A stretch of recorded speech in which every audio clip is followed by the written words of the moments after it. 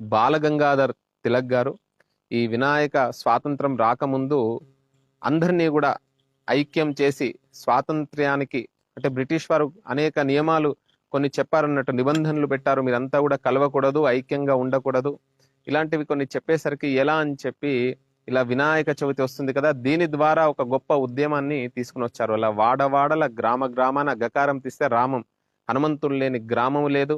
అలా ప్రతి వీధి వీధిలో ఈ వినాయకుడిని తప్పకుండా మనకు పెడతారు. అందుకనే కలవు కపి వినాయక, కలవు చండీ వినాయక. అలా కపివర్ణంలో అంటే వినాయకుడిని కూడా, వినాయకుడు ఆంజనేయ స్వామి వారిని కూడా ఉత్తర భారతదేశంలో వెళ్తే సింధూర వర్ణంలో మనం చూస్తుంటారు, ఇతను గణపత లేకపోతే ఆంజనేయ స్వామి అని. అలా ఏది ఏమైనా మనకు ఆ వినాయకుడిని భాద్రపద శుద్ధ చతుర్థి రోజు అనేక యుగాలలో అనేక మనకు బ్రహ్మాండ పురాణంలో కూడా